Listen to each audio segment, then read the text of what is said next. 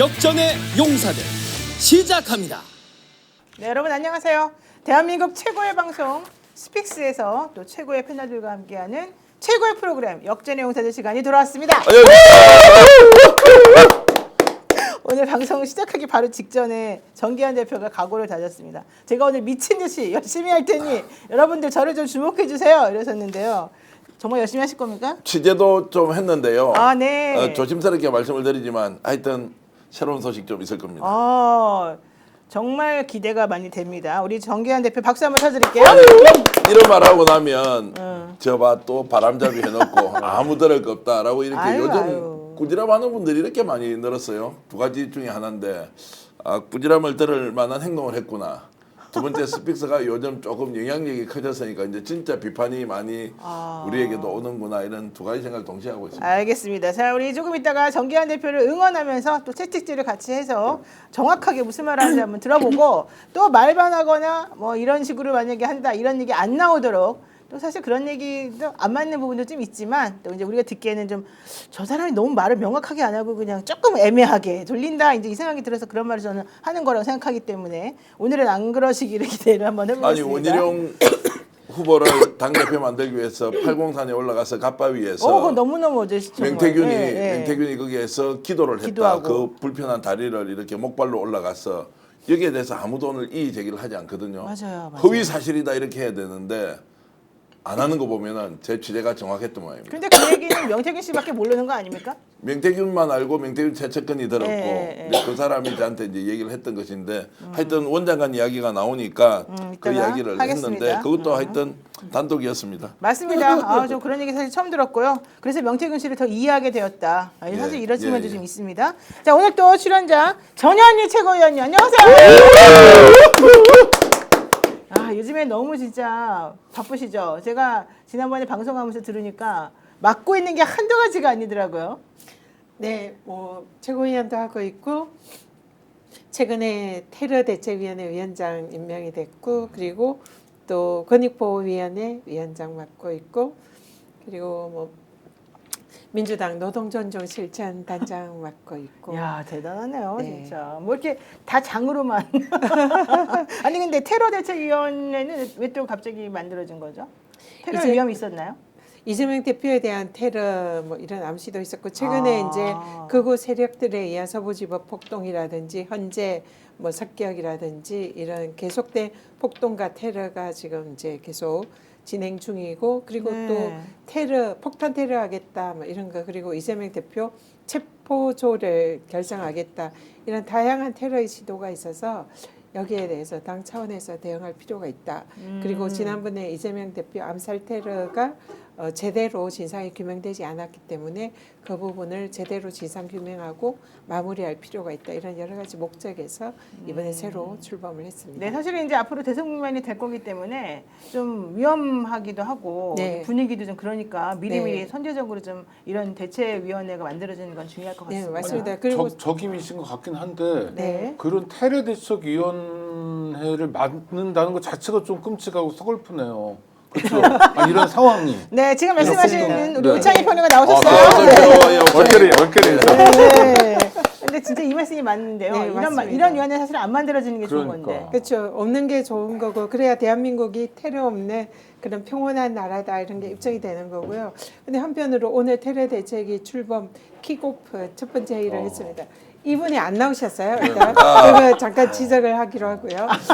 그리고 하면서 사실 그런 생각을 했어요. 지금 테러가 극우 세력들에 의해 가지고 지금 엄청나게 폭력적으로 바뀌고 있고 살해, 암시 이런 것도 진행 중이잖아요. 그래서 우리가 이런 극우 세력들과 우리가 가장 정면에서 이제 앞으로 싸워야 되는데 우리 모두 방검복 이런 거 정도는 마련해야 하지 않느냐 이런 생각을 하면서 다들 각오를 새겼습니다. 좀 약간 제가 그 부위원장 한 사람 추천해 드려도 되겠습니까? 네. 테러 대책위원장이 부위원장은 양문석 이런 분 어때요? 테러 대책위원장을 옆을 호위하면서 하면 엄청 잘할 것 같은데 좋은 몸으로. 생각이십니다. 예. 네, 우리 위원회에 훌륭한 분이 많이 계세요. 예. 박선은 의원도 들어와 계시고요. 예. 행안위 간사 윤건영 의원, 이해식 의원도 계시고요. 무엇보다 경찰 출신 총경 유삼양 이지연 총경도 있고요. 우리 또 든든한 김지호 우리 위원도 있고 아주 훌륭한 분들이 포진해 있습니다. 그래요? 아니 네. 너무 속상한 게 전 세계에서 치안이 가장 안전된 나라가 대한민국이잖아요. 그랬죠. 네. 뭐 그랬죠. 음식점 아니 지금도 그래요. 음식점에 지갑을 놓고 가도 누구도 안 가져가고 핸드폰 놓고 가도 가져가는 사람이 없을 정도로 안정된 나라가 공당에서 테러를 걱정할 정도로 됐으니 정말 놀라운 일이고 너무 이런 상황이 싫어요. 네, 아이고. 맞습니다. 자, 이제 마지막으로 또 우리 또 훌륭한 김지호 경기도당 민주당 경기도당 대변인 나오셨습니다. 아유, 어서 오세요. 반갑습니다. 선배님들. 네, 왜 오늘 또 이렇게 오자마자 혼나신 거예요? 전현희 최고위원님께. 아, 제가 조금 이제 바빠서? 오전에 우리 그 성남 지역에 도의원 선거가 있습니다. 그 김진명 후보라고 있는데 그분하고 이제 좀 방송 섭외가 돼서 그 방송을 하느니라고 오늘 첫 회의에 참석을 못했습니다. 아유 죄송합니다, 위원장님. 그래요. 오늘 한번 더 방송에서 열심히 어떻게 하십시오. 활약하시는지 보고 우리가 용서해드릴지 말지를 한번 결정하겠습니다. 네. 자, 오늘 또 정말 무시무시한 소식이 있었습니다. 윤석열 씨 측 변호인단들이 중대 결심하겠다, 헌재 이딴 식으로 하면 이렇게 선전포고를 했는데 그 이후에 갑자기 조갑재 보수계 대표적인 인물인데 조갑재 씨가 윤석열 씨가 하야할 결심을 지금 할 수도 있다 이런 얘기를 딱 해버려가지고 다들 난리가 났습니다. 요 얘기를 한번 제가 조금 여러분들하고 얘기 나눠보고 싶은데 한번 우선 싱크 먼저 들어보고 얘기를 하시죠. 전격 하야 성명을 발표할 가능성. 12월 7일 성명에서 모든 책임을 지겠다고 했잖아요. 네. 그때는 사실은 하야 타이밍을 조정하고 있는 단계 아니었습니까? 지금은 12월 7일보다도 하야 발표를 하면은 굉장히 유리한 상황이 벌어질 수 있다고 생각합니다. 첫째, 이 선거판과 흔들어 놓을 수가 있어요. 네. 그리고 지금 윤석열 대통령 지지율이 꽤 높지 않습니까? 네, 네. 높은데 딱 하야를 결단하면은 그 동정심이 국민의힘뿐만 아니라 이 반 이재명 쪽에 있는 사람들에게 매우 유리한 여론을 만들 수가 네. 있고 그건 또 상당히 실리적인 면이 있는데 어차피 파면될 게 확실하다면은 그 전에 인기가 있을 때 아쉬움이 있을 때 그런 선언을 해야 극적인 효과를 발휘할 수 있을 거라는 거죠. 네. 그러면 이게 또 반영이 돼가지고 형사재판에서 불구속 재판도 가능해질 것이고 네. 그다음에 거기에 대한 동정심은 이재명 대표와 민주당에 아주 큰 타격으로 작용할 거로 봅니다. 네, 지금 조갑재 TV의 조갑재 씨가 얘기하고 있는 내용은 지난번에 타이밍을 놓쳤다. 그런데 실질적으로는 지금도 안 늦었다. 그러니까 아이고 뭐 이상하게 돼버렸네요. 죄송합니다. 그런데 지금 하면 오히려 형사재판이든 뭐든지 윤석열 씨에게 유리할 수도 있으니 지금 한번 고민을 해봐라. 이제 이런 제안을 공공연하게 지금 하고 있는 것으로 좀 보입니다. 우선 간단하게 먼저 좀 평론을 네. 들어보고 우리 제가 그러니까 조갑재 씨 얘기 의원님께 들으면 저 사람 저런 얘기를 왜 하는지 알 수 있습니다. 12월 네. 7일하고 지금 2월 14일은 완전히 다른 세상이고요.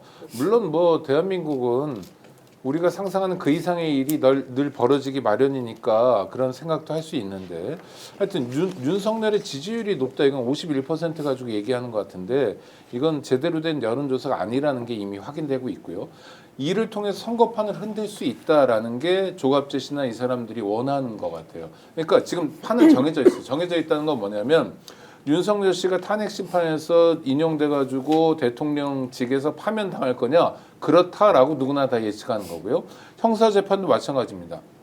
형사재판에서 유죄 선고받고 아주 그 무거운 중형을 선고받을 거냐 그렇다라는 게 대체적인 판단이고 여기에서 다른 이견은 없는 것 같아요. 그러니까 정해진 판이죠. 탄핵 심판과 형사재판에서 정해진 판을 좀 흔들어서 유리하게 해보고 어떻게든 뭐 자기들끼리는 이재명 대표가 가장 큰 적이라고 상정하고 있으니까 이재명 대표에게 조금이라도 타격을 주려는 정치적인 꼼수라고 생각합니다. 그리고 아니 공무원의 경우에도 지금 징계하고 있는데 지가 사표 쓰고 나가면 그래 나가라고 그럽니까? 스톱이죠. 말도 안 되는 거죠. 네.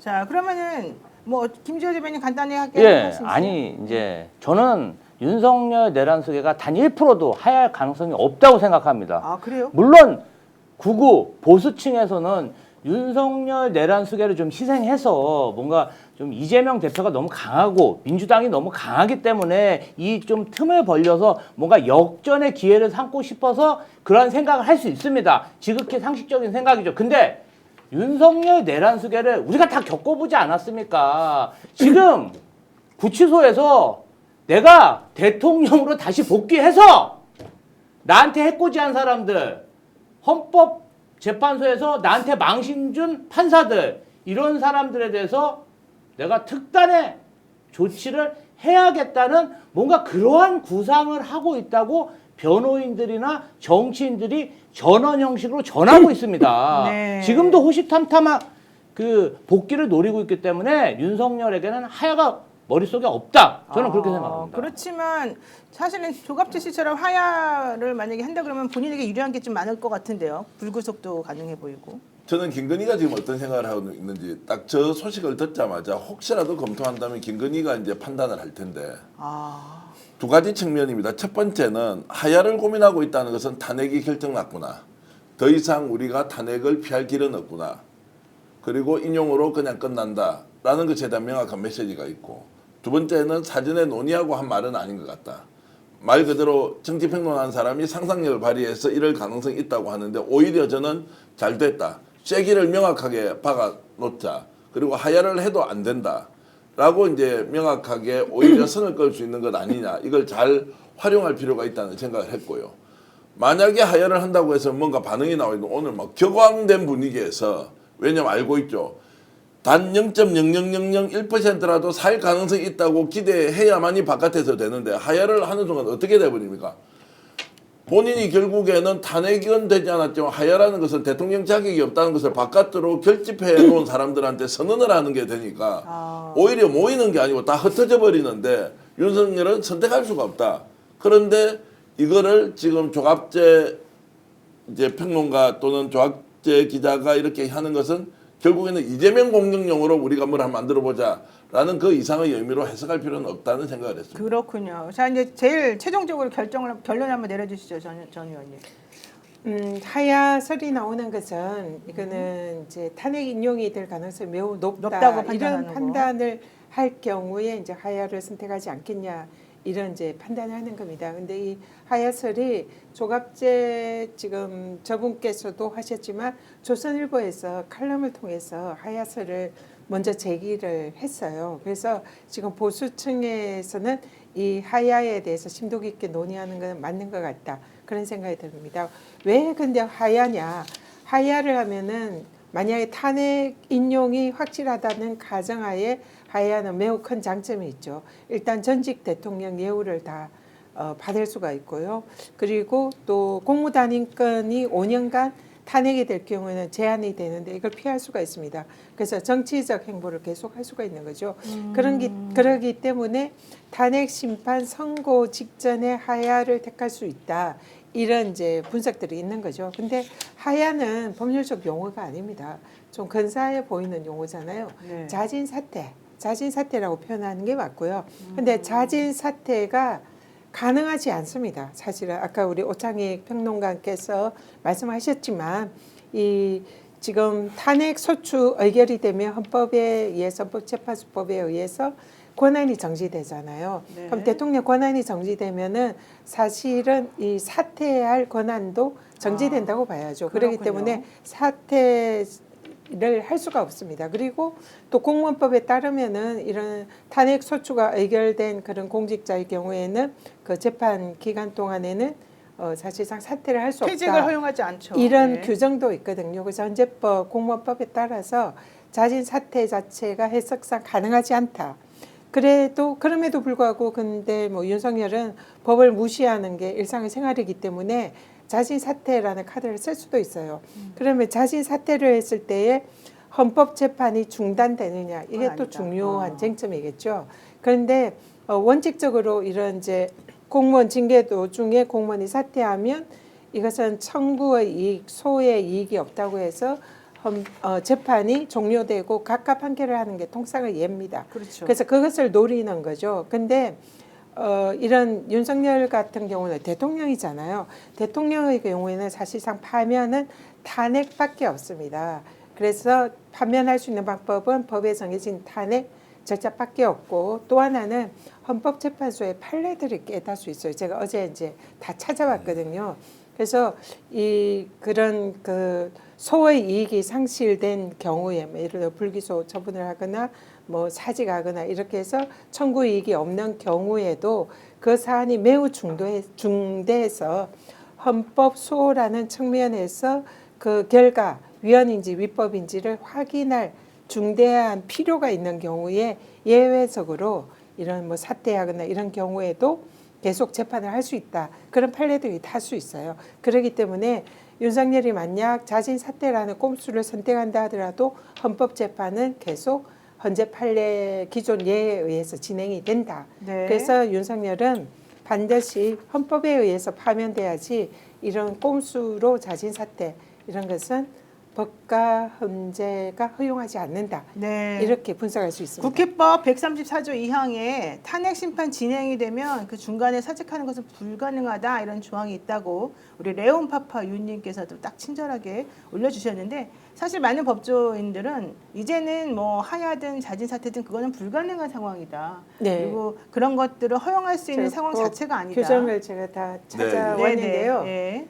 예, 그래서 이런 서초 의결서가 좀 접수되면 읽어볼까요, 저거? 네. 네. 국회법 134조 2항 소추 의결서가 송달되었을 때에는 소추된 사람의 권한 행사는 정지가 되고 임명권자는 소추된 사람의 사직원을 접수하거나 소추된 사람을 해임할 수 없다 이렇게 돼 있는데 여기서 이제 저 사람들이 문제 삼을 거는 임명권자라는 그 부분일 그러니까 이게 거잖아요. 해석상 그랬다는 그렇죠. 거죠. 그리고 앞에 이제 권한 정지가 되니까 사퇴할 권한이 없다는 거죠. 그렇군요. 네네.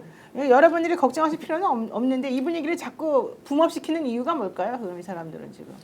아무래도 뭐 이런 걸 통해서 이제 윤석열이 그 탄핵되지 않는 이런 방법이 있다. 그래서 이 부분에 관해서 헛된 꿈을 심어주고 또 보수 세력을 계속 윤석열이 정치 활동할 수 있다는 건재할 수 있다는 그래서 극우 세력의 중심축으로 계속 활동할 수 있다 이런 암시를 주는 게 아닌가 그렇군요. 싶습니다. 네. 오히려 전술적인 면에서 보면 저렇게 이제 하야라는 것을 먼저 던짐으로써 테러가 더 없어지는 것. 지금 근데 저 하야스를 제기하는 거는 윤석열 측이 아니라 그렇죠. 사실은 조선일보나 이제 조선이나 조갑제, 조갑제 보수 쪽 언론에서. 네, 이런 그렇죠. 쪽에서 그래서 빨리 종결을 시키고 대선을 준비해서 새로운 그들의 입맛에 맞는 보수 후보를 내세워서 정권을 다시 유지를 재집권을 하겠다.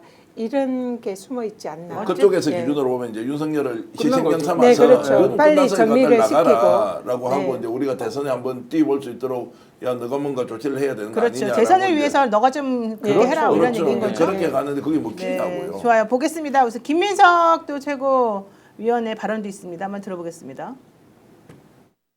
하야를 거부하고 탄핵 심판을 선택한 것은 윤석열 자신이었습니다. 발동 요건도 절차도 포고령도 정치인 체포도 위헌 위법인 계엄 내란은 결국 파면으로 심판될 것입니다. 만에 하나 전직 예우라도 잠시 연장해 보려는 하야 꼼수는 꿈도 꾸지 마십시오. 윤석열이 대통령 업무를 계속할 수 있다는 상상이 억지 말고 가능합니까? 경제, 외교, 국격 추락의 블랙홀이 될 윤석열 복귀는 단 한 번도 국민 다수 의견이 된 적이 없고 앞으로도 그럴 겁니다. 국힘에 권합니다. 설마 전광훈을 대선 후보로 할 생각이 아니라면 솔직하게 윤석열과의 이별 준비를 하십시오. 지금은 안 그런 척하지만 어차피 100일 안에 윤석열을 부정하고 당 간판도 바꾸자고 할 것 아닙니까? 미리 잘못은 잘못이라고 하고 불복과 혼란, 폭력의 업보를 더 이상 쌓지 말기 바랍니다. 네, 근데 윤석열 씨 측에서는 우리 하야할 생각 없다. 그런 얘기는 잘못된 거다. 사실 이제 이런 급한 반응을 내놓기도 했는데요. 이 얘기가 자꾸 나오면서 뭔 얘기가 나오냐면 김건희 여사 해외 망명설이 지금 나오고 있어요. 왜냐하면 김건희에 대한 수사 하나도 안 하고 있죠. 남편이 거기 들어갔는데 자기는 아무런 행보를 안 하고 있는 것처럼 겉으로 보이죠. 그러면서 또 국정원장하고는 뭐 그 계엄하기 전에 막 문자도 주고받았다 그러고 연락도 했다 그러죠. 이상하지 않습니까? 그래서 혹시라도 뭐 일본 도피하려고 그러는 거 아니냐 뭐 이런 또 얘기가 지금 나오고 있거든요. 이거 한번 보겠습니다. 아주 충격적인 소식통의 전환을 소개합니다. 아마 김건희의 망명 시도는요, 윤석열이가 하야 발표하기 전에 특정국 대사관에 들어가서 거기에 있다가 발표된 뒤 그 나라로 건너가는 것입니다.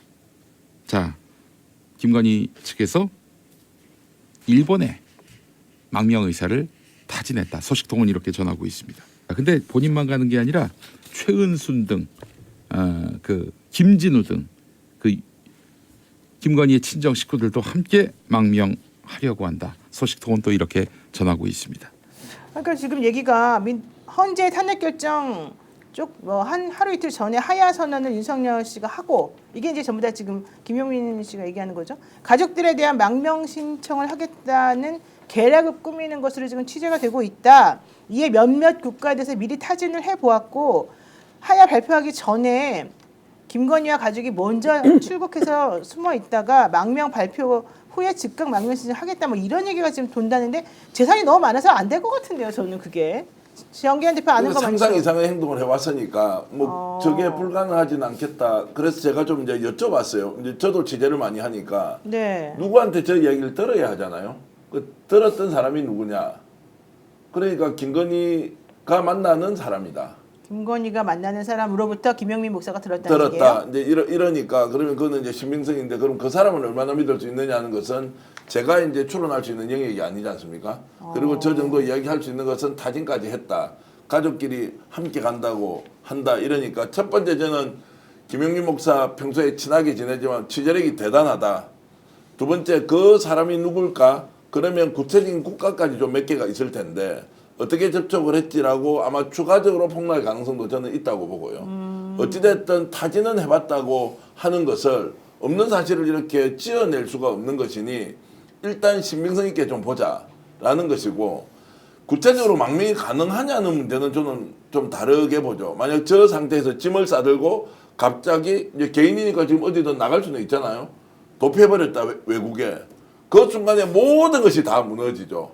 재산도 당연히 뭐 동결이 될 뿐만 아니라 그 범죄 사실이 인터폴로 알려지면 이제 국제적 초안이 되는 순간 어떤 정상 참작도 불가능한 상황이 올 게 뻔한데 망명을 과연 시도하겠느냐 그러면 이것이 가지고 오는 후폭풍은 국가는 감당을 할 수가 없는 수인데 그래도 이걸 알아봤다는 것 자체는 좀 놀랍기도 하고 그러나 이것이 사실이 아니다라고 단정해서도 안 된다라는 말씀을 드립니다. 아니 뭐 계엄, 네. 폭동, 내란 이런 초현실 세계에서 대통령 부인이라는 사람이 도피를 한다는 건 그렇게 놀랍거나 충격적인 일이 아닌 거예요. 서글픈 현실이지만 전 충분히 가능하다고 보고 일본이 꼽히는 건 그동안 사실 저분의 고향이 원래 일본인가 뭐 본 적이 일본인가 싶을 정도로 굉장히 밀도 높은 친일 행보를 보였어요. 그리고 윤석열 씨가 일본국에서 약간 인기도 있고 그랬습니다. 약간 뭐 오야봉 스타일이다, 뭐 화끈하다. 예? 저분은 우리를 위해서 뭐든지 다 해준다, 뭐 이런 식으로. 그래서 친밀감을 표하는 사람도 있으니까 이 양반들은 기본적으로 망상의 세계에 살잖아요. 그러니까 내가 일본으로 가면 거기 일본 국민들이 박수 쳐줄 거고 내가 안전하게 이승만이 하와이에서 잘 지냈던 것처럼 잘 지내게 해줄 거야. 그리고 이제 술 못 먹고 이런 문제는 해결할 수 있으니까 뭐 이렇게 생각하는 거 아닐까 싶어요. 그러니까 완전히 부인하거나 완전히 가능성이 없다고 얘기하기엔 좀 찜찜함이 남아 있다는 거예요. 그래요? 어떻게 보세요, 우리 대변인? 그 최은순 일가의 그런 생존력, 로비력, 상상을 초월하는 그 단결력 이런 걸 보면요, 그 부를 잃은 과정 자체가 불법으로 그 엄청난 천문학적인 부를 잃었기 때문에 능히 망명도 고려 대상일 거라고 생각합니다. 알아볼 수 있어요. 그런데 현실적으로 대한민국의 국력을 생각했을 때 최은순, 김건희 일가가 그 저지른 그 방대한 범죄 이것을 떠안을 국가가 어디 있겠습니까? 제 상식적으로는 북한하고 러시아 아니면 받아줄 나라가 없다. 근데 댓글로는 우크라이나 이런 데 와요. 재건 사업 있고 그때 뭐 아니, 그 무기 갖다 주고 했던 거. 제가 북한하고 러시아는 왜 북한 의군의 왜 일패를 북한 방명을 신청을 해도 받아줄만 그 권위주의 국가는 받아줄 수 있다. 아니 북한은 워낙 지금 계속 욕하고 싸우는데 갑자기 아니, 러시아도 그래도 그래서 자기 러시아도 국익을 많이 그렇지. 생각해요. 그래서 그렇지. 민주국가에서는 이런 범죄 가족들을 받아줄 가능성이 없고 아마 알아는 볼 수 있죠. 제일 안 받아줄 때가 중국, 러시아, 북한인 것 같은데요. 지금 그 나라 세계에서 되게 괴롭힌 건 아닙니까 이 정권에서? 왜 그런 지금 아니 그러니까 현실적으로 민주국가에서는 받아줄 수가 없다. 권위주의 국가에서나 뭔가 좀 금전적인 딜을 통해서 뭔가 좀 금전적 딜. 국가에 대한 정보를 가지고 딜을 통해서 받을 수 있다. 선전전을 위해서 얼마든지 이용할 수 있지 않습니까? 아니 서경진님께서 네. 일본이 미치지 않고서야 그런 식으로 왜 합니까 이러는데 그렇죠. 사실 저도 이 말이 맞을 것 같아요. 예, 아니, 예. 근데 미치지 않고서야 비상계엄을 합니까? 그때도 아니, 누가 그러니까 그래 상상을 했냐? 그거는 윤석열 씨가 좀 그런 주체가 성향이고 다르죠. 일본이 미치지 미친 건 않고. 아니잖아요. 그래서 알아는 볼 수 아니, 있는데 입국하는 걸 막을 수는 없으니까 거기에서 망명 신청하는 것도 입국한 다음에 곧바로 그 나라 신청한다? 그 법에 국내법에 의해서 망명 신청에 대한 처리 절차가 다 있는 것이고 그렇게 봤을 때 이제 시도하지 않을 것이다. 자 이것을 예상하는 것은 선택의 몫인데요. 시도한다 시도하지 않는 그것보다 더 중요한 것은 김건희와 관련된 여러 가지 지금 범죄 혐의들이 있지 않습니까? 그렇죠. 출국 금지 조치 해놨냐고요. 안 만약 했죠. 그런 상황이 실제 일어나면 어떻게 할 거냐? 예방책은 있느냐 없느냐? 이제 이런 것들을 오히려 좀 구체적으로 논의해봐야 한다. 민주당 이재명 대표가 가장 먼저 계엄이 일어날 수도 있다라고 하는 것을 야 이 사람들 남은 게 뭐지? 계엄 아니야? 지나가던 그 말이 정말로 씨앗이 되어서 계엄의 뿌리를 찾아 들어갔던 거 아니에요. 그리고 김민석 의원이 그걸 가지고 끊임없이 전현희 위원장 같은 분이 끊임없이 이 문제를 추적해보니까 박선호 의원이 찾아내고 그리고 김병조 의원이 찾아내고 하는데 그나마 얼마나 많이 막았습니까? 드러내놓고 할 수 없는 거를. 똑같은 방식으로 지금 이 상황도 혹시 그럴지도 모르니까 감시감독 해야 한다. 김지호 부위원장 저 카메라 들고 인천공항 입구에서 김포공항하고 그리고 지역별로 한 사람이 다 카메라 들고 공항에 서서 혹시 유사 인물들이 나타나느냐 네. 이런 것도 볼 필요가 있는 거 아니냐라는 건 제가 보세요. 말씀드립니다. 법사위에서 조금 압박은 하셔야 될 것 같아요. 사실상 굉장히 기시감이 드는 게요. 네. 우리 민주당에서 계엄에 관해서도 저거 혹시 그래, 계엄하려고 맞아. 하는 거 아니야 이러면서 계엄 훨씬 전부터 이제 그런 얘기를 지도부에서 계속 했었거든요. 9월까지도 사실 안 네, 하는 근데 것도 또 있잖아요. 사실 마찬가지로 이 윤석열이 정말 이해할 수 없을 정도로 일본에게 퍼주고 저자세를 보이고 일본 국민들의 구미에 맞는 그런 활동을 많이 해왔잖아요. 네. 그러면서 우리가 윤석열 왜 저렇게 일본에게 저렇게 퍼주고 잘하지? 혹시 일본에 망명하려고 하는 거 아니야? 이런 농담을 저희들이 많이 그동안 했었어요. 그래서 오늘 이 얘기를 들으면서 그걸 그냥 치부해서 넘길 일은 아닌 것 같다. 지금 무슨 일이 생길지도 모르는 그런 그러니까 이게 상황들이다. 반농담처럼 우리가 할 네, 네. 이야기는 아니라는 거예요. 좀 더 네, 네. 심각하게 이 상황을 좀 보고 관찰하고 예방도 해야 한다 이제 이런 것이고요. 일본과 관련된 부분 어떤 분이 매우 깊이 오랫동안 취재하고 있는 내용이 있죠. 네. 뿌리의 뿌리를 찾아보자. 그러면 1900년대 초반으로 가서 원래 그 원적이 어디였는지를 찾아볼 필요가 있다.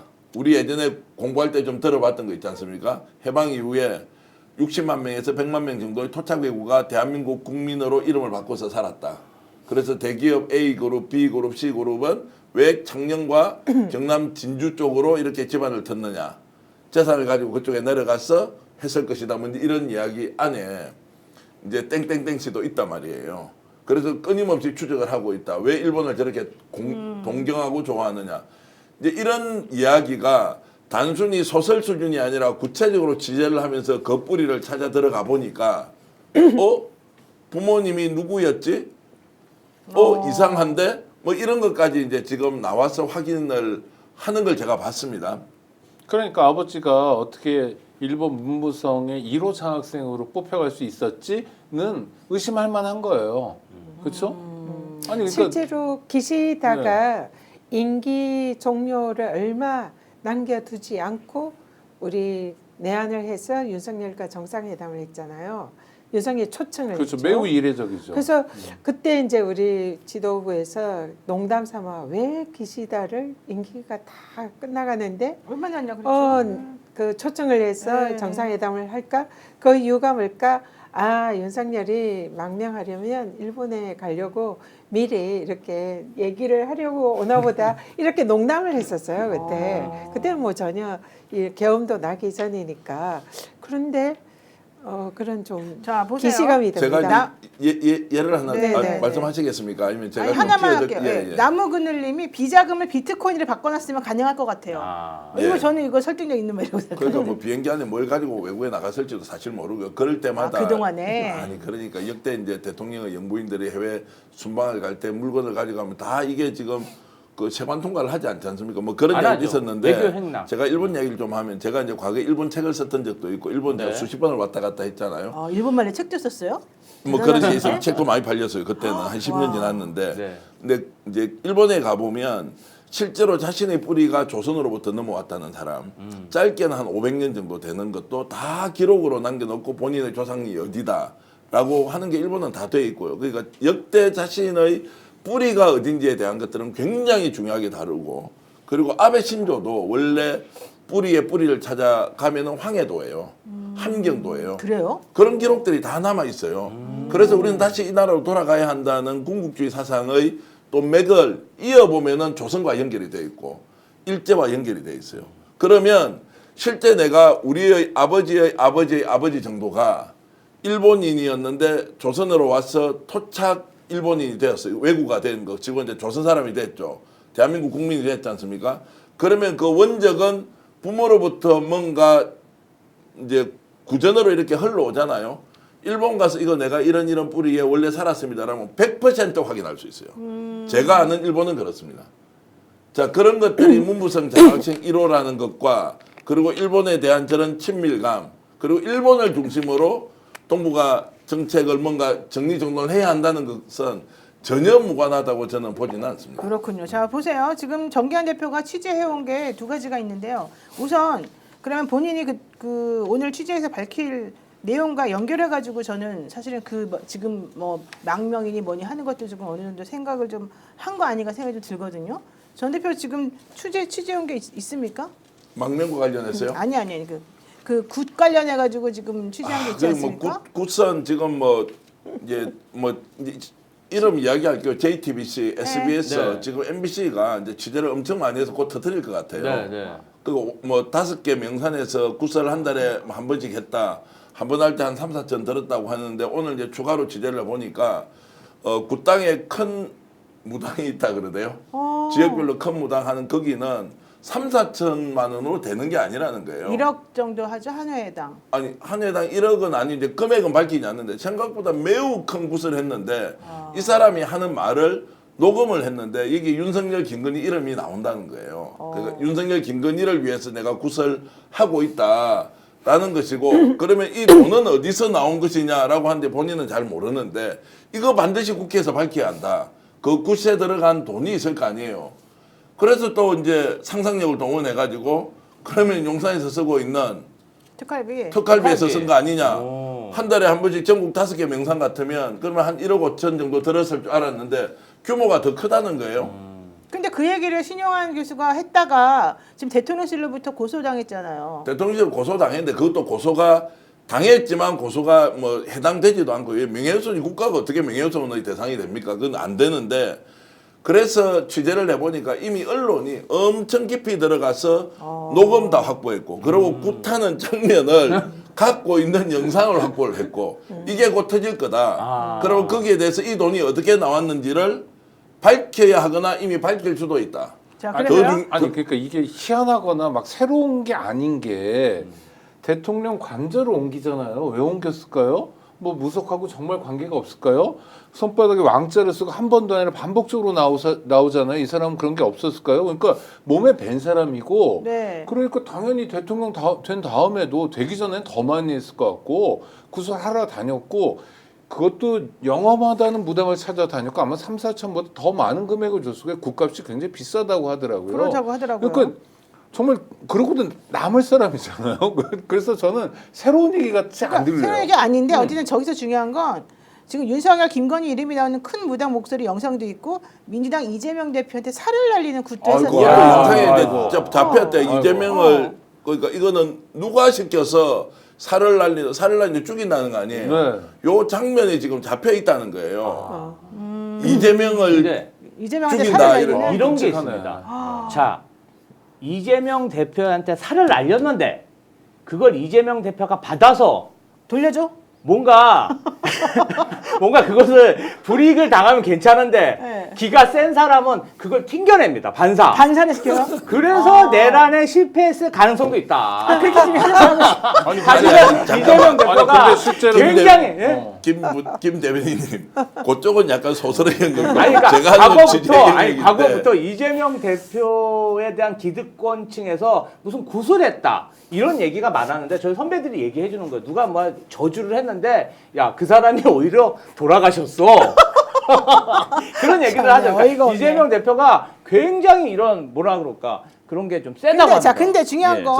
근데 중요한 예. 건 그런 거 하거나 청와대에서 무슨 행사할 때마다 그 청와대 신받은 사람 그 행정관 예, 김모 행정관 예. 이름은 알지만 어쨌든 그 사람 갑자기 사표를 냈거든요. 예, 그 사람이 다 그 날짜도 잡고 저런 날짜를 것도 잡을 때 누가 정해서 의논을 했다. 그 해줬대요. 누구는 이제 이야기하면 명예훼손이 되기 때문에 누구와 맨날 의논을 그놈의 명예훼손 진짜. 아니 왜냐면 지금 하도 많이 하니까 제가 말씀하지 마세요. 정말 그놈의 명예훼손. 형법 개정 좀 해주세요. 사실적시 고발당해. 명예훼손은 비범죄와 공약으로 좀 내세워 주시고. 그래서 이제 뭐 사주명리학자가 이제 사급 행정관으로 근무했다고 이름까지 다 이름은 안 나왔고 뭐 김모 씨인데 네. 이거는 이제 언론사 취재를 했어요. 대구에 내려가서 취재를 해보니까 이 사람이 신내림을 받았다는 증거를 확보했다. 그래서 단순히 사주명리학이 아니고 신내림을 아예 받았던 그러면 신내림을 받았다면 우리가 어떻게 명리학자라고 해야 됩니까? 아니면 무당이라고 해야 됩니까? 물론 저는 제가 알고 있는 무속인도 있고 건강하게 하시는 분들도 있기 때문에 모든 무속인을 그렇게 폄훼하는 건 아니지만 용산과 연결이 돼 있는 내 이름 갑자기 이야기할 뻔했어요. 큰일 날 이해를 좀 뻔했는데. 해보세요. 왜 이렇게 아니, 사람이 그래? 그렇게 좀 해서 이제 하도 많이 하고 내가 또 좀 이따가 법원 가야 돼요. 제가 한게 걸린 거지 법원에 이제 결심하러 오라고 하던데. 노영희 변호사님 수임하시려고 그러는 거 아니에요? 열심히 돼 있어요. 이미. 그래서 시청자 여러분들 다 누군지 아시지 않습니까? 이제 그렇게 해서 가보니까 신내림을 받았고 그 신내림을 받았다는 내용을 딱 카메라로 다 잡아가지고 이렇게 준비를 하고 있대요. 그 언론사가 세 군데가 붙어 있고요. 네. 그게 있고 그 다음에 뭐 이재명 대표에 대해 살을 날렸다 하는 그것도 있는데 더 중요한 것은 이걸 누가 시켰느냐라고 했는데 그 큰 무당이 땡땡땡이 시켰습니다라고 말을 했다는 것이 녹음이 돼 있다는 거예요. 그 땡땡땡은 김지호입니다. 그건 노영입니다. 이게 아니고 누가 시켰느냐고 하니까 시킨 사람을 특정한다는 거예요. 그 사람이 근데 어느 쪽에 있는 사람이에요? 대통령실 측근이에요? 대통령이에요? 김건희 씨 측근이 저 그런 거라도 말해봐봐요. 아니 지금 아니 그 이야기 당사자 맥락 지금 당사자 아니, 땡땡땡인데 이야기 맥락은 윤석열 아니면 김건희 둘 중에 하나죠. 차마 맥락상. 입에 못 네. 올리겠다. 예. 나는 확인해야 돼. 누구라고요? 이야기했잖아요. 합리적으로 그런 사람인데 그래서 야, 합리적 이게 추론은 누가 그건이죠. 5대 명산의 구설 이렇게 정기적으로 하더라고 돈을 누가 댔느냐라고 했을 때 돈 된 사람이 누구라고 하면 그것은 이제 우리가 특정해서 아 이게 실제로 연결이 되는구나. 그 전까지는 소문으로만 아주 뿌옇게 나왔던 거를 이제는 영상과 그리고 구체적인 진술과 그리고 그 장면 그리고 신내림을 받았던 사급 행정관이 용산에 근무를 했다. 그 친구는 실명까지 다 나와 있고 본인은 지금 사표를 내고 나갔는데 이걸 연결해 보면 최종적으로 그것을 누가 지시했겠느냐라고 하는 게 밝혀질 수 있다. 그 점점점 좁아지고 있습니다. 초현실적 영역에서도 땡땡땡으로 가는 그 길이 열렸고요. 그러면 매우 현실적으로 국정농단 했던 것도 땡땡땡으로 지금 연결되고 있는 것을 동시에 확인할 수 있다 이 말씀드립니다. 그러면 이런 분들이라면 망명 관련해서도 물어봤겠네. 아니 알아볼 수 있죠. 알아보고 충분히 알아볼 볼 수 수 있죠. 있잖아요, 그렇죠? 네. 알아보고 확인하고. 그리고 하다못해 070 그 전화번. 전화점도 봤다는 거 아닙니까? 070 전화점도 네, 봤대요? 전화 그 증언들이 막 쏟아졌잖아요. 전화점 봤다는 그 무당들이 와서. 나도 그런 건 안 해봤는데. 제가요. 나도 안 이 해봤는데. 얘기를 계속 해야 되는데. 아니, 내 하나만 더 아니, 얘기해. 아니, 오늘 너무 얘기한 우리 게 수준이 낮아지는 거 수준이 같아요. 낮아도 그만하고 어쩔 수 싶어요, 없어요. 저도. 제가 아직 공개하지 않은 오늘 해봐요. 오늘 녹취에 금요일이잖아. 아니 그 녹취를 이제 직접 틀어야 되죠. 이거하고 다른데 네. 김영선 씨가요 김건희한테 공천을 받으려고요 얼마나 노력을 하느냐면요 그 노력을 하죠. 동시에 알고 있는 목사님요 한 10명쯤 될 거예요. 최소 5명은 누가 알고 있는 목사님한테 로비도 하면서 동시에 본인 스스로 방언을 해요. 김영선이? 김영선이 방언을 하는데 그 방언을 해석해 주는 목사가 있어요.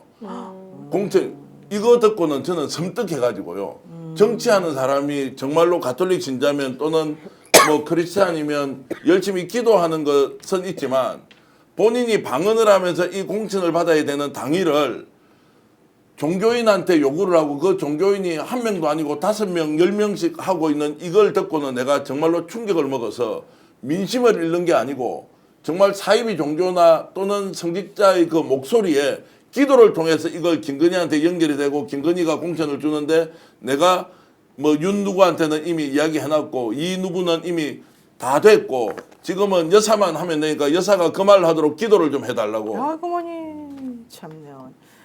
돈 것 아니에요? 자, 아니, 제가 이제 그걸 다른 이제 이야기로 제가 이제 그 녹음이 돼 있는 게 있는데 어쨌든 김영선 목소리가 있는데 그것을 보니까 김건희가 하는 것은 그거보다 한 5배 더 했다고 저는 생각을 하죠. 알겠어요. 초현실적인 무엇을 가지고 저렇게 말씀을 지금 계속 이 주술과 무속에 관련된 집중 심층 취재를 해가지고 오셨는데 순희 변님께서 아까 정기환 대표가 말한다 일본어를 썼다는 그 정기환 대표의 책 읽었어요 이러시는데. 아 그래요. 예.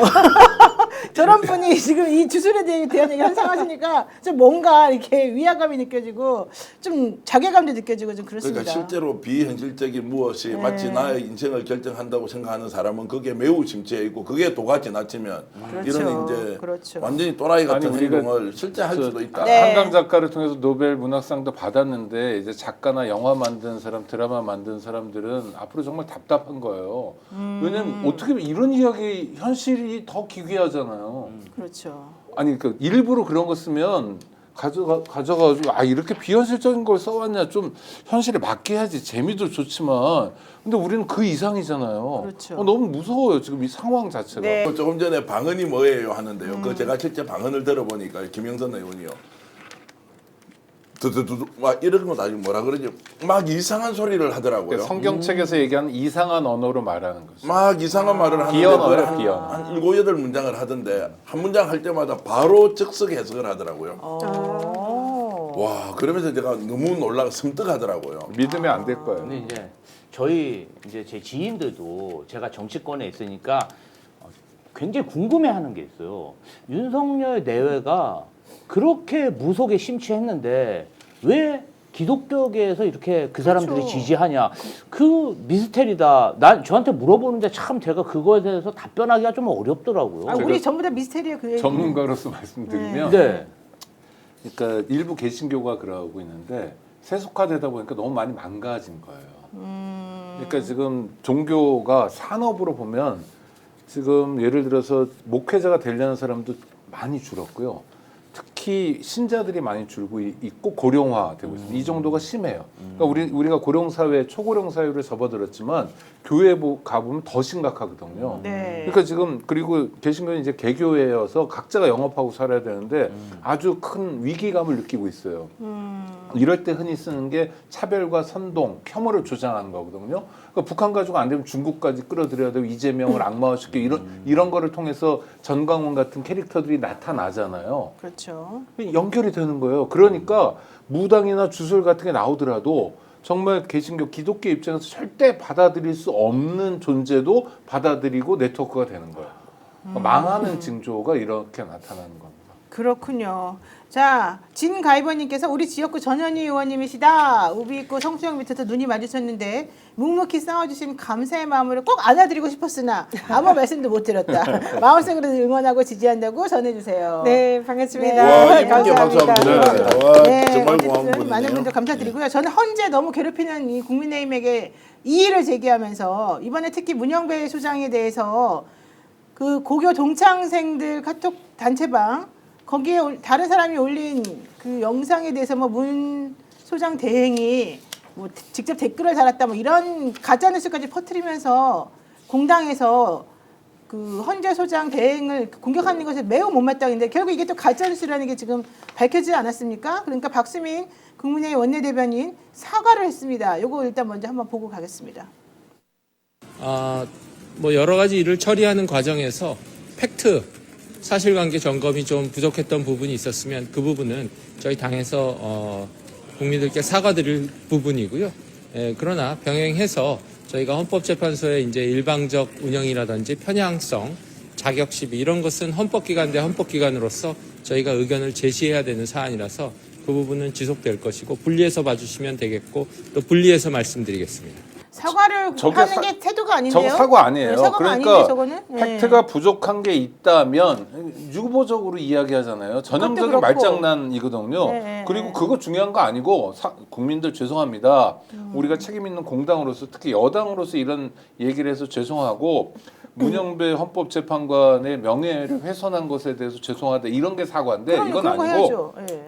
만약에 팩트 체크를 부족한 게 있다면 뭐 그때 가서 보고요. 그런데 헌재가 문제가 있는 건 맞잖아요. 똑같은 헌법기관에서 얘기하는데 왜 난리예요라고 얘기하는 맞아요, 거예요. 맞아요. 이거를 언론에서 어떻게 리드를 사과로 뽑죠? 이건 사과가 아니죠. 귤도 아니고 배도 아니고 죄송합니다. 아 정말 저 태도가 너무 좀 불성실한데 저러면 안 될 것 같은데 뭐 어쨌든 이 얘기는 또 다음에 더 자세히 하도록 하고요. 이번엔 노상원 씨 얘기를 안 할 수가 없습니다. 오늘 MBC 뉴스데스크에 좀 전에 나온 기사입니다. 오늘 2월 14일 오후 8시 MBC 뉴스데스크에 나온 내용인데요. 노상원 수첩에 나와 있는 그 500명 수거 대상자 A급, B급을 나눠가지고 했다는 거 있지 않습니까? 아 이게 가짜가 아니라는 증명이 지금 나왔습니다. 이 노상원 수첩에 계엄 이후에 민주당을 전담할 군부대를 구체적으로 적시를 해놨고 계엄에 반대하는 일반 국민을 진압하기 위해서 지상작전 사령부까지 투입하려고 했었다. 또 체포 후 사살을 위한 폭파, 독살 방안, 폭력배 동원 계획까지 모두 적어놨고요. 여의도에서 50명, 언론계에서 200명을 1차로 수집한다는 그런 내용도 있었다라고 합니다. 그리고 제일 중요한 게 역행사에 대비해야 한다면서 민주당 쪽 전담으로 9사단과 34단을 구체적으로 아예 표기를 해놨고요. 서울과 가까운 경기도 고양에 위치한 부대로 즉 검거 직전 행사를 막지 못하게 군을 배치하려 한 것으로 나왔고 그러면 실제 사람들을 사살하기 위한 화학 무기라 그래야 되나요? 이런 것들에 대한 얘기까지 구체적으로 내용이 정확히 나와 있었다는 거예요. 그리고 수거 조치를 행사한 뒤에 체포된 이들을 사살, 총으로 쏴서 죽이려고 했던 여러 가지 계획도 있었다라고 하고요. 연평도에 이송하려고 하는 계획도 있었고요. 실미도 쪽에다가 뭘 해보려고 그쪽을 정찰하려고 이런 구체적인 계획도 또 세워놨었다는 겁니다. 그리고 음식물 급수 화학약품 이런 문구도 있어서 독살하려고 하는 시도도 있었다. 지금 이렇게까지 얘기가 나오고 있습니다. 그러니까 노상원이 범죄자잖아요. 너무 무서워요. 그러니까 자기의 범죄 때문에 군을 떠나야 했잖아요. 그 범죄도 우리가 알지만 아주 더러운 범죄 아닙니까? 그렇죠. 아유. 악질 범죄자가 진짜 악질들은 그런 거죠. 자기 범죄를 반성하거나 하는 게 아니라 자기는 잘못이 없는 거예요. 자기 속에서는. 그래서 적반하장식으로 세상을 쓸어버리겠다는 거예요. 근데 이게 500명이 아닙니다. 제가 500명이 아니에요? 아니죠. 천주교 정의구현 전국사재단도 나오는데 그렇지. 이거를 이제 잘 모르니까 정의사회구현단이라고 표현했더라고요. 네, 맞아요. 근데 정의구현 사재단 멤버가 몇 명이냐 그러면 사재단 신부님들도 잘 모르는데 대체로 신부가 전국에 한 6천 명 있는데 3분의 1? 뭐 이 정도 얘기해요. 그럼 한 2천 명 정도 되는 거. 그것만 하더라도 차범근 감독 같은 게 정말 엽기적으로 들어가고요. 왜 차범근 감독이 왜 문제인가 했더니 누가 분석을 해주더라고요.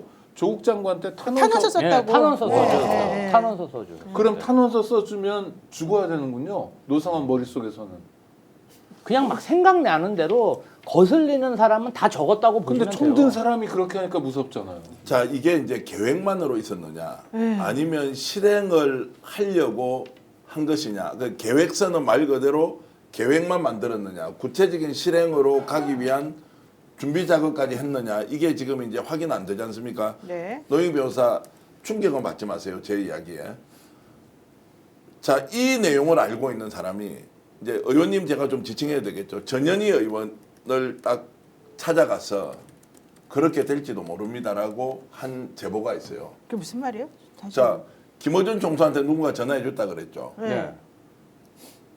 체포하러 갈 것이다 말 것이다. 이분은 전혀 그 일과 관계없는 분인데 누군가 찾아가서 당신이 요 명단에 있으니까 조심해라. 이거를 이미 비상계엄 발표 6개월 전에 들어요. 6개월 전에요? 6개월에 전에요. 그 있어요. 근데 저는 제가 이 말씀을 드리는 게 시청자 여러분 혹시라도 본인이 누군가를 통해서 기관일 수도 있고요. 그 다음에 국정원일 수도 있고요. 경찰일 수도 있고 그리고 방첩사일 수도 있습니다. 혹시라도 본인을 아는 사람이 걱정이 되어서 야 너가 이 대상이 될 수 있어 라고 하는 것을 제보 혹시 누가 말을 해준 사람이 있으면 저한테 좀 제보 좀 해주세요. 저는 두 사람이 있어요. 그렇게 직접 천주교 정의구현 4대단 소속 신부님도 아니고요. 국회의원도 아니에요. 그래서 저는 이게 보도연맹 사건 있잖아요. 우리가 이제 그 한국전쟁이 발발하기 전에 대한민국에 있던 소위 말하는 좌익을 뭐 그렇게 봐준다 해놓고 신고시켜놓고 다 잡아가서 총살시켰잖아요. 여기에 구체적인 범죄 혐의가 하나가 딱 더 씌워지고 이 리스트가 쭉 있어요.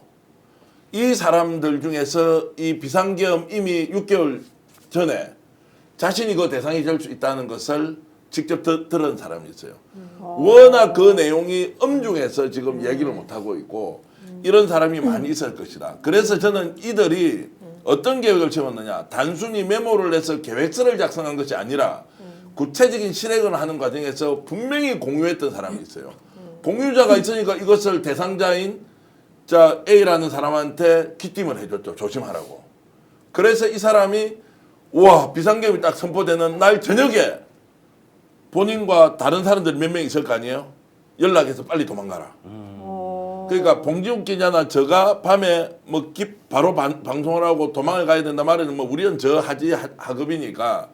그런데 실제로 이런 분들은 굉장히 중요한 역할을 하고 있는 분인데 그걸 듣고는 그 말이 이 말이었구나 라고 해서 몸을 피신을 해요. 자, 이게 구체적인 실행까지 됐던 부분이 있고 이것은 제보를 받아서 본인이 혹시 노출되는 것이 두렵더라도 철저하게 보호할 테니까 실행안까지 나와서 움직였다고 하는 것을 입증해야 한다. 그게 매우 중요하다. 아니 정말 이상한 게 명단 중에 뭐도 있냐면 문재인 정부 때 총경 이상이라는 표현도 나와요. 맞아. 총경이 4급입니다. 경찰의 총경 이상이 몇 명인지 제가 검색 안 해봤지만 아마 1,500명은 될 것 같고요. 청와대 행정관 이렇게 이상도 장관직에 계셨던 그랬어요. 분들이나 그러니까 문재인 정부의 총경을 기준으로 한다면 이거는 수천이 아니라 수만 단위가 되는 거예요, 사실은. 그러니까 정말 킬링필드 같다는 생각도 들어요. 능력은 있으니까, 국민이 있으니까. 근데 윤석열 씨 측이나 이걸 했던 사람들은 그냥 노상원 혼자 미쳐서 그런 거다. 절대 아니라고. 그렇게 주장할 텐데. 근데 그 미친 사람이 주도권을 가졌잖아요. 중요한 거. 그러니까 그게 아니라는 게 지금 계속 밝혀지고 있는 군인사도 지거든요. 그 사람이 다 했다는 거 아닙니까? 그래서 이재명 대표가 지금 얘기한 게 있습니다. 이거 한번 들어봐야 됩니다. 차범근 감독이 왜 들어갑니까? 그 이상하게 이재명 영장 기각한 판사 이름이 없다 싶었더니 역시 꼼꼼하게 들어있었습니다. 무슨 연예인, 도대체 상상할 수도 없는 신부, 종교인, 목사님 다 잡아 죽이려고 했던 거 아닙니까? 그 후계자 누구겠습니까? 저는 퍼뜩 떠오르는 사람이 있는데 차마 제 입으로 말씀을 못 드리겠습니다. 국민 여러분도 떠오르는 사람이 있지 않습니까? 저기서 말하는 후계자 떠오른 사람이 김 씨라는 거죠 지금. V0. 자, 그래서 지금 이제 저 정도 당 대표가 이야기할 것 같으면 제가 조금 전에 했던 이야기가 있지 않습니까? 이거는 특정 그룹을 몰로 다 잡아서 죽이는 거예요. 특정 그룹을. 그러면 아까 자본금도 있지 않습니까? 뭐도 있지 않습니까? 왜냐면 민주당이 훨씬 더 많은 정보가 있을 거 아닙니까? 그 대상이 어디까지였느냐. 분명히 그거는 본인이 대상이 된다는 걸 아는 사람이 저는 제보를 했거나 공유를 했을 수 있다라고 보고요. 아까 수천 명 이렇게 말씀하죠. 수백 명 아니에요. 수만 명일 수 그러니까요. 총경 이렇게 하면. 수만 명일 수 있다고요. 그 제가 그룹핑으로 돼 있는 사람을 대충 추론을 해보면 그래서 제2의 보도연맹 사건 같은 것을 획책하고 다 죽이는데 자 배 태워 가서 왜냐하면 비상계엄에서 전 국민이 해외 출국 금지를 시킨다는 거 아니에요. 그러면은 군사적으로 무력을 동원해서 특정인들을 다 잡아가서 거기에서 자 배를 침몰시켜버리고 어디 가서 총살 다 시키고 없애버리면 한 2, 3만 명만 죽이면 어떻게 됩니까? 누가 이기 싸워요? 진짜 킬링필드가 되는데 이거를 구체적으로 본인도 그 대상이 될 수 있다고 들었던 사람. 이런 사람들이 저는 나와서 단순히 미친놈이 그냥 메모해놓은 이게 아니라는 것을 반드시 입증할 필요가 있다는 말씀을 다시 드립니다. 노상원 수첩에 지금 수만 명이 대상이 될 수 있다 이렇게 말씀하셨는데 실제로 또 보면 전 국민에 대해서 출국 금지, 검토 이런 문구도 있거든요. 그래서 사실상 이 범위를 넓히면 전 국민에 대해서도 어떤 이 기본권 자유를 침탈하는 그런 조치를 검토를 했다는 거죠. 그래서 정말 엄청난 그 계엄이나 이런 걸 내란을 획책했다 이렇게 볼 수 있고요. 노상원 수첩이 단지 상상력에 거치지 않는다는 거, 실제로 실행을 하려고 했다는 거는 저도 동의를 합니다. 왜냐하면 노상원이 민간인임에도 불구하고 실제로 경호실에서 비아폰을 지급을 했잖아요. 김건희도 비아폰을 그렇죠. 가지고 있었죠. 그리고 사실상 그 용산 쪽이랑 아주 긴밀하게 또 소통을 했다. 이런 이제 말들도 있고요. 그래서 노상원이 사실상 그리고 김용현이 마지막에 계엄이 해제된 때 노상원에 전화를 해가지고 어떡하냐 뭐 상원아 이렇게 하는 걸 들었다는 이런 이제 증언들도 나오고 있지 않습니까? 그렇기 때문에 김용현과 가장 밀접하게 외곽에서 이 계엄을 설계하고 실제로 이런 이제 여러 가지 검토를 했던 게 기획을 했던 게 노상원이다 이런 지금 분석들이 있거든요. 아유, 진짜. 그래서 실제로 네. 엄청난 일을 노상원이 실제로 기획했고 이게 계엄이 해제가 안 됐다면 실행에 옮겼을 가능성도 매우 많다 이렇게 보입니다. 옛말에 미쳐도 곱게 미치란 말이 있는데 이 말을 노상원, 김용현, 윤석열에게 해줘야 될 말이네요.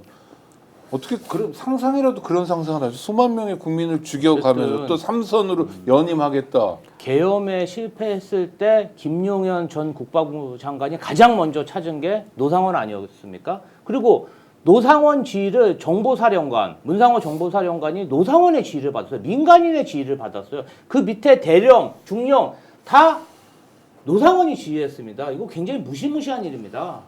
기획자가 있을 거 아니에요. 노상원과 그러면은 김건희가 연결이 되었다라고 저는 주장을 합니다. 자, 김건희가 지금 비상경과 관련된 사전 계획, 네. 그리고 날짜 지정, 그리고 주술적 요소가 개입되지 않습니까? 자, 지금 나왔던 이 이야기가 수천 명, 수만 명이 다 대상이 되었다. 근데 오늘 지금 이 말을 하면 저게 또 사기치고 있네. 요즘 미쳐 돌아가니까 정계환도 미쳤다 이렇게 할 수 있잖아요. 매우 정상적이고 우리 사회에서 존경받는 인물이 그렇게 당했어요. 다만 분야가 정치 분야가 아니에요. 그런데 노상원이가 이것을 지가 기획을 하고 누군가에서 확인을 받고 진행했을 거 아니에요. 그 사람이 누군지 나는 찾아야 한다. 지금 노상원이 침묵하고 있잖아요. 이 인간이 침묵하는 이유가 뭐예요? 자, 맞다도 아니고 아니다도 아니야. 침묵으로 일관하고 있잖아요. 그럼 이 사람을 불개해야 한다. 그러면 명태균 게이트보다 훨씬 더 큰 일이 나는 벌어진다고 봐요. 비상계엄이 윤석열이 착오해서 착각해서 판단을 잘못해서 일으킨 해퍼닝 말도 안 되는 이야기고 그거보다 훨씬 더 깊이 주술적인 그리고 초현실적인 그리고 국가를 우리가 완전 장악해서 장기 집권까지 할 수 있다고 하는 것은 정상사고로는 불가능한 거예요. 근데 정말 충격적인 거 어제 나왔잖아요. 뭐냐면 어제 탄핵심판 8차 변론에서 국회 측 대리인이 김봉식 전 서울청장에게 물어봤어요. 수사기관에서 당신이 조사받을 때 답변할 내용을 보니까 대통령의 개인적인 가정사 때문에 비상계엄 한 것 같다. 이런 말을 네가 했다. 무슨 뜻이냐 이걸 물어봐요. 그러니까 이 김봉식이가 제가 이 자리에서 답변하는 거는 적절치 않습니다. 제가 보기에는 대통령이 지극히 개인적인 부분 때문에 이 비상계엄이 연결되는 것 같습니다. 이런 얘기를 합니다. 이 사람이. 그러면 결국은 대통령의 지극히 개인적인 얘기라는 거는 결국은 하나밖에 없거든요. 우리가 알기로는. 게다가 그 전날, 계엄하기 바로 전날 국정원장하고 문자도 지금 김건희 씨가 주고받았다는 얘기잖아요. 그렇죠. 그러니까 연결이 다 되는 거예요. 게다가 제가 따로 취재한 바에 의하면 윤석열 씨 측 얘기 그 가족들 윤석열 씨 친가 얘기는 하나도 안 나오잖아요. 사실 네. 대통령 되고 난 다음에 그 형제들도 있는데 그 자식들 그 자제분들도 외국에서 지금 공부하고 있는 사람들도 막 있고 그러거든요. 아무도 신경을 안 쓴대요. 윤석열 대통령과 연결이 아마 안 되나 봐요. 지금 현재로서는. 그런데 오로지 처갓집 식구들하고만 계속 이게 나오지 않습니까? 그러니까 이게 지금 김봉식 청장이 자기가 원래 그 계엄 선포 3시간 전에 조지호 경찰청장하고 삼청동 안가에 들어왔다고 얘기되는 그 사람인데 이 사람이 계엄령 그 지시를 그 안가에서 받았다는 얘기였거든요. 그런데 자기가 보기에는 대통령의 개인적인 지극히 개인적인 가정사 때문에 이게 이루어진 것 같다라는 얘기를 검찰에서 했을 정도라면 이거는 다른 거 다 필요 없고 오로지 그 부인하고의 관계된 여러 가지 이런 것들 때문에 결심했을 가능성이 높다 지금 이렇게 보는 것 같아요. 이게 지금 현실이라는 게 너무 끔찍한 거 아닙니까? 그런 현실 속에서 와, 저는 대단 충격받았어요. 집권 여당인 국민의힘이 네. 여태까지 윤석열 당원 1호 당원을 제명도 안 하고요. 그다음에 굉장히 많은 사람들이 무슨 뭐 문안 여쭙듯이 구치소에 면회를 다니고요. 특히 중진들이. 그다음에 지금도 계엄 사태를 비호하고 있고요. 그러니까요. 헌법재판소 등의 헌법 기관들을 흔들고 있잖아요. 네. 이거 어떻게 해야 됩니까, 이 사람들? 아니, 전 너무 끔찍한데 의원님 어떻게 좀 해주세요. 국민의힘이 네. 지금 이제 사실상 이성을 잃고 있다 이런 생각이 들고요. 네. 거의 이제 우리 초기에는 내란의 힘 이렇게 불렀는데 네. 지금은 극우의 힘. 그래서 완전히 극우 세력화되고 있다 이런 생각이 듭니다. 그래서 지금 국민의힘 이렇게 얘기하지만 사실은 그 정강훈 목사류의 자유통일당인가요? 그쪽에 거의 뭐 그 경도되어서 거기에 합병되고 있는 정도까지 되지 않나 이런 생각이 들고 그래서 왜 저렇게 국민의힘이 그 상식적인 판단을 하는 의원들이 분명히 있을 텐데 그럼에도 불구하고 저 극우 세력을 준동하고 뭐 집회에 가서 그 정강훈의 뭐 90도로 머리를 조아리고 극우 집회에서 이렇게 뭐 참석을 하고 구치소에 달려가고 대통령실 앞에 가서 이 체포를 막는 그런 행동을 하느냐. 기본적으로 헌법 질서를 파괴하는데 그러니까 이게 저도 왜 저렇게 할까. 근데 그게 국민의힘이 자기들이 살 길이다 이렇게 네. 생각을 하는 것 같아요. 그게 정권을 잡을 때 자신들의 그 지지자를 규합을 해서 결국은 그 세력으로 한 번 더 정권을 잡아보겠다. 어쨌든 지금 짤막 소식 하나 알려드리면 석동현 변호사 있잖아요. 정강훈 씨 원래 변호사를 선임이 됐었거든요. 사임했답니다. 아, 윤석열 대리인 자리에서요? 네, 석동현 씨가 정강훈 씨의 변호사로 원래 이름을 올렸었는데 아, 정강훈 씨, 대리인을, 네. 그 정강훈의 변호사 자리를 사임했다는 얘기고 윤석열 대통령이 원래 헌재에서 지금 원래 어저께까지 하기로 이제 돼 있다가 두 번을 더 해달라 그래서 두 번이 아니라 더 해달라 그래서 지금 증인 신청까지 해서 18일하고 20날 결국에는 두 번 더 하기로 했잖아요. 네. 그리고 20날 자기네들이 원하는 증인 다 불러주기로 했잖아요. 네. 그랬더니 20날 못 나간다. 그날 구속 취소 관련해가지고 형사재판 그 공판준비기일에 나가야 되니까 나는 못 나가니까 20날 말고 다른 날로 바꿔달라 지금 그러고 있어요.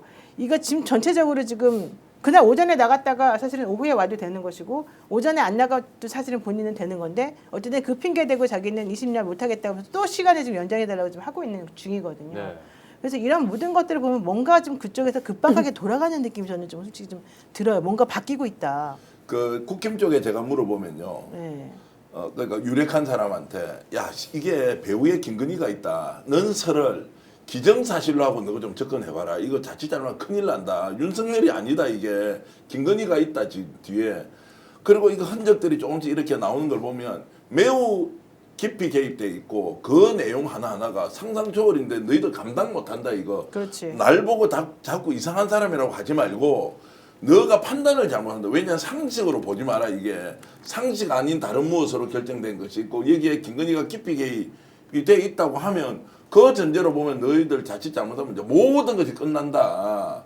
절대로 김건희를 쉽게 봐서는 안 된다라는 이야기를 지금 하죠. 그러니까 저도 지금은 와 설마 그렇게 했냐로 출발해서 진짜 그러니까 이거 어떻게 해야 됩니까? 그리고 그 정언들이 구체적으로 나오는데 김건희가 지금도 배후 조정하고 있다. 신랑 잡혀가는데 그날 저녁에 어떻게 떡볶이를 시켜 먹습니까? 거기 용산에서. 그렇죠.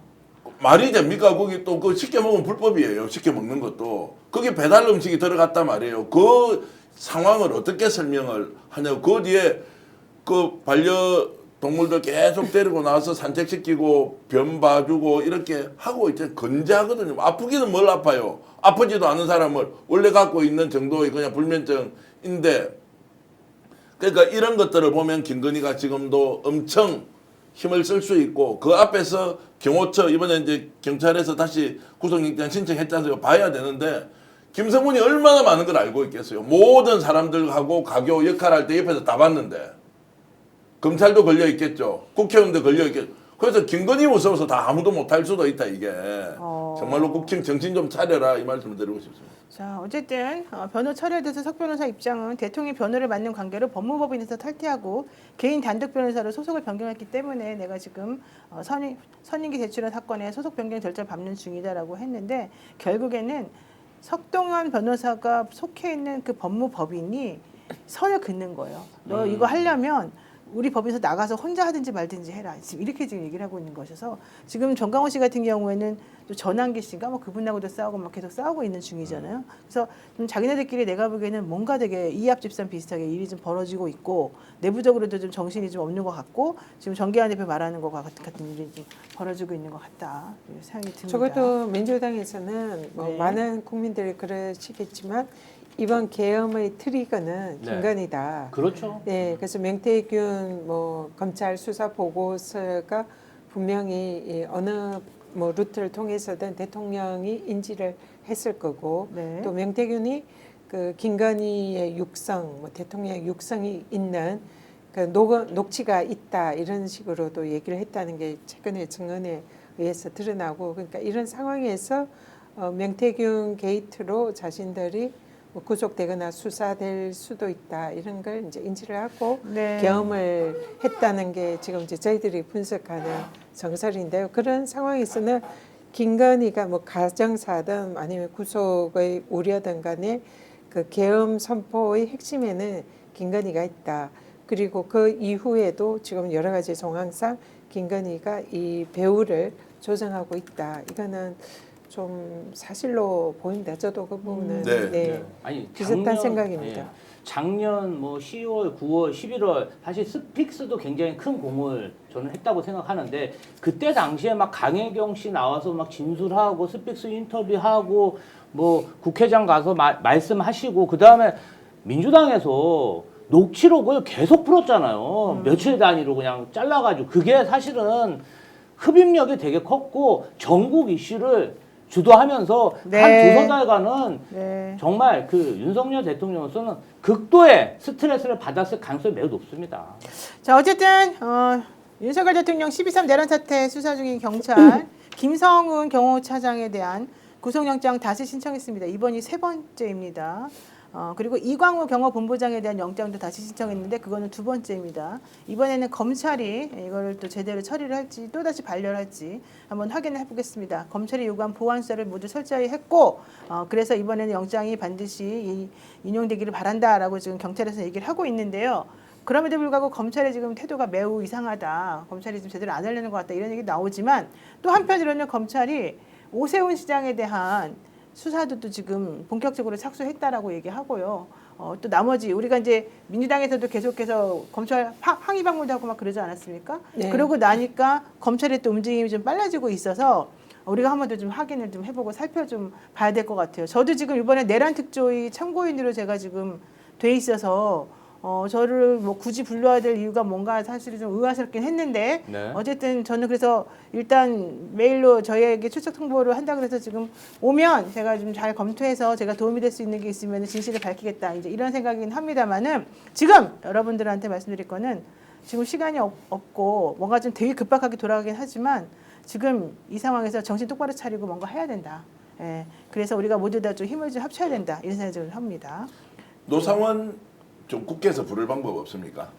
노상원을 한번 불러가지고 네. 실제로 이 사람은 침묵으로 일관하고 있는데 이게 내가 법사위가 될지 아니면 지금 국조특위에서 부를지 한번 불러가지고 실제 뭐냐 그 뭐 여러 이야기가 나오는 게 있거든요. 그러면 저도 제가 갖고 있는 제보를 그대로 드려서 자 구체적으로 이런 명단이었다라는 거 네가 본 적이 있나 만든 적이 있나라고 하면서 그분들 동의 구하고 저는 폭로해야 된다고 봅니다. 네, 지금 뭐 추가 그 증인 신청이 가능한지 네. 지금 시점상 확인해봐야 되는데 그 말씀 반드시 정하고 가능하면 꼭 소환이 될 수 있도록 네. 한번 야, 이제 해보겠습니다. 너무 재밌는 게 노상원 씨 명단에 이낙연 전 총리는 없었다 이런 얘기가 지금 돌아다니고 있습니다. 에이, 그렇게 또 해석할 건 아니지 않냐.